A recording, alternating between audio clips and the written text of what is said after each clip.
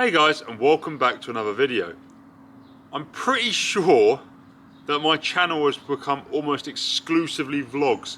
I think with me being in Dubai for the last 50 or so videos, they've all been vlogs, and even before that there was only a few reviews sprinkled in.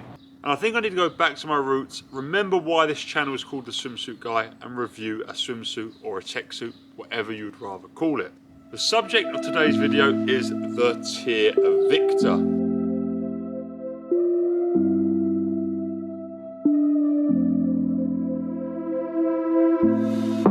Probably the oldest suit that's still in Tier's active tech suit lineup, and still a very popular choice today. Now, if you ask me to pick a suit that is probably the most popular in the market right now for women, just watching international races, I'd probably end up saying the Tier Avictor. So many women at a top level, be it in ISL, Tier Pro Series, British Trials last week, there's a lot of Tier Avictors in use. They are an extremely popular suit on the women's side, and I guess I take a look whether or not they should be a popular suit on the men's side or not. We live in a world where most major tech suit brands, be it Speedo, Arena, Tier, Mizuno, offer multiple choices, and they're marketed on what they are most suited for.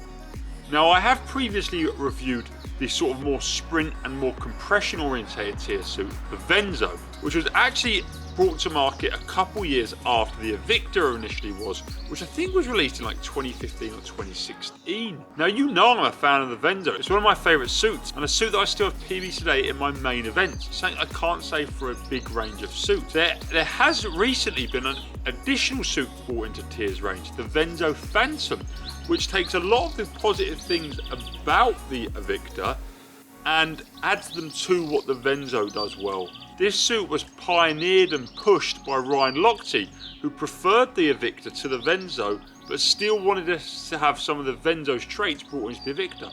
I will be reviewing the Venzo Phantom rather shortly, but for now, we're just going to talk solely about the Avictor and what it does well and what it does not so well. Starting off with things pretty simply, the Avictor comes in a nice box.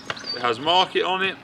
It has a guide on how to put the suit on, which in the case of the Avictor is extremely easy. Even in this slightly small size 25, I had no issues getting it on. I did try it on once before I ended up racing in it, but it wasn't stressful. It went on easy the first time round, it went on easy on race day. It also comes with a carry pouch, and the Avictor carry pouch is actually bigger than the one that comes with the Venzo, and in my opinion, preferable. Half of it is solid, half of it is this mesh. It has the ability to fasten and tighten here with this little bobble. It's branded with Avictor. All suits should need to come with a carry pouch, and this is a great one. And then we have the suit itself. Now, the suit, like a lot of suits nowadays, comes in a standard cut and a high-waisted cut. You know I prefer a high-waisted cut. I got the high-waisted cut, and I love the way this fitted. It isn't like a belly button fit. I've seen pictures of Ryan Lochte wearing this, so it's like right up to his belly button. That wasn't the case at all for me wearing it. I'm sure there'll be an overlay of me wearing it right now on the screen, and as you can see, it has that really nice level of being between your navel and your waist, and just feeling a little bit more secure on, not almost, you know, feeling like you want to pull it up every 5 seconds. It just sits in a nice place and has that additional coverage that I prefer. People have recently asked me, do I honestly think that high-waisted suits make you faster than a standard cut suit? More coverage would suggest that, yeah, probably it does make you a little faster, but the reason I choose to wear a high-waisted suit is not from a performance element. I do it so because I just feel more comfortable and prefer the fit that a high-waisted variation of a suit gives. Going back to the me saying this is the Supernova variation, and there's lots of different Avictors. There's the Avictor Prelude, the Avictor Venom, now the Avictor Supernova. All that means is it's the print, it's the colorway, it's the design that the suit has.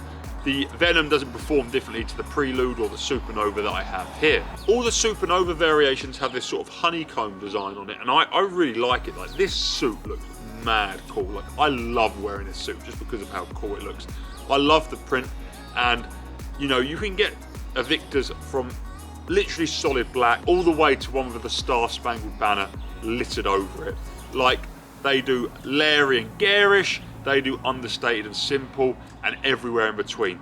By this point, with the Avictor being out for at least 5 years, there is certainly going to be a design that appeals to you. Personally, I'm super stoked I got this one because I really do think it's cool. Like, it has a good mix of having unique design, but also not being super in your face and bold. It's a good balance. I like it. Avictor Supernova. So far, so good. The next thing I want to talk about is the longevity, build quality, whatever you want to say, sturdiness of this suit. And unfortunately, the first time I put this on to race, not the first time I put this suit on, but the inner lining actually ripped. Here, you can see. And again, I don't think this suit was too small for me. It's, again, size 25. It fits when on, spot on. I weren't rushing. I was following the instruction manual on how to put the suit on, but it just got a little bit of a pinch, and I just felt it pop when I was pulling it up. And yeah, that doesn't bode super well for the longevity of the suit. And while this doesn't exactly affect the performance of the suit, having this inner rip, like the outside of the suit is still spot on, and I can keep wearing, and I have kept wearing this suit. I don't know. If I had have bought this and it weren't a review sample, I would have been pretty gutted and sent it back and got it replaced and all of that, which is frustrating in its own right. I'm sure wherever you buy it from would happily replace it, but I know it's not something you want to do, and especially if it happens on race day, it might get in your head a little bit.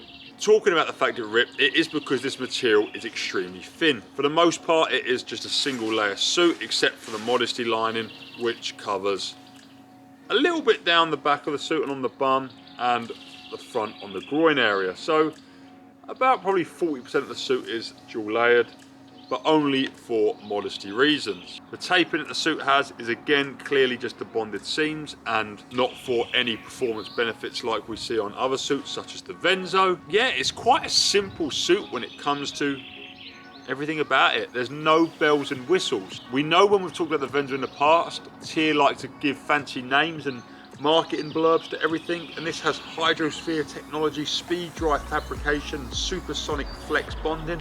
But honestly, all of this means is, well, it's got water repellency treatment like every other suit out there. It has bonded seams like most or every top suit out there, and it doesn't let water saturate into it. Before I try this suit on and talk about the performance and the comfort, I will just mention the price. Tier for some reason in the UK is extremely expensive. I saw on Tier UK's website that this exact one goes for about £275, which is quite extortionate. I found Avictors for as cheap as £220 on other retailers, and on tier.co.uk you can get the standard cut in just the plain solid black for about £150. At around £150, I think this is extremely good value, and that's really where I think that the price should be. And I think probably in America it's a little bit more affordable or in line with the competitors, but for some reason Tier in the UK is expensive, and I just think for 270 quid this is extremely expensive, and I would like to see it again around that 150 mark. I just think that's really where the Avictor should be. Around 150, I think that's where the value lies for this suit. 270 seems overpriced. Alright, I'm going to go and try this on and talk a little bit more about the suit. So I've already mentioned the size of this suit. It is a size 25 in the high waist edition, and the comfort of this suit is just unparalleled. It's up there with the most comfy and easy to wear suits. You can feel it compressing evenly throughout the entire quad and hamstring. There doesn't seem to be any areas where it's extra tight, not even the back of the suit or on the bum where it's got a little bit of extra dual layering.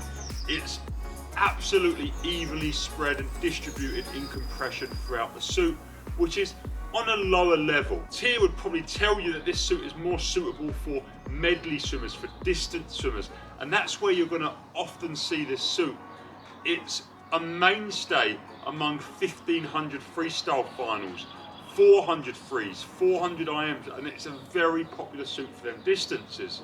That's not to say there aren't a few Tier sponsored athletes who do choose to wear this in sprints, but I personally wouldn't be one of them people. I have worn this for a wide variety of swimming. I've worn it in a 100 freestyle in a competition. I've worn it for the Ironman relay that I'd done, swimming 1.9k open water in this, and I've worn it for a multitude of events in training doing stand-ups. Now in all those experiences, the most at home it felt was by far when I swam in the sea in an open water environment. And TIER do make a leg skin and bodysuit version of this suit for FINA approved open water events. And should I be someone who wasn't a sprinter and did more open water events, I would absolutely be getting the bodysuit or leg skin version of this.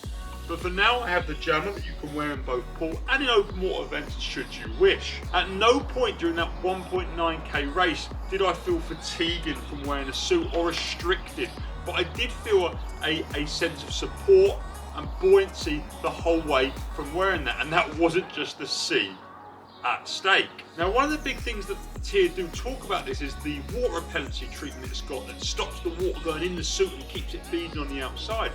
And as I've said, I've worn this in training, meet, the sea, the works, and outside just rinsing it off after wears, I haven't done anything special to it. But should I get some water now, oh god that's cold water, and sprinkle it on the suit, you can see it beads up. And that's normally something that only happens on that very first wear, and afterwards suits sort of decline and degrade in their water repellency.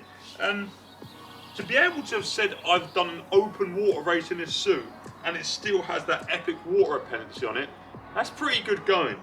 And I think that talks a little bit about the longevity of the water repellency of the suit, but maybe not so much of the materials, which I do think being quite thin is obviously going to get eaten up by chlorine. So overall, I've become very fond of this suit. Normally as a sprinter, I'm quick to say I want a lot of compression and taping and all the bells and whistles, but I can still appreciate what a simple suit like the Avictor can offer.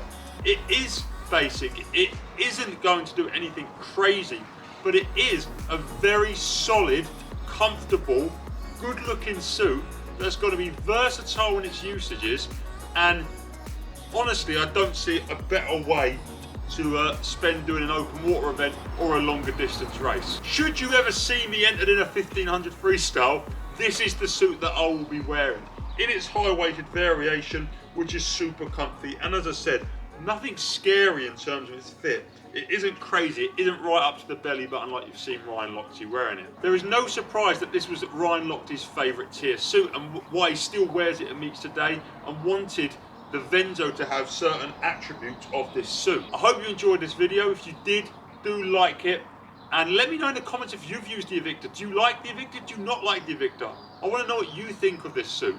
And as always, subscribe to the channel and I'll see you on the next video.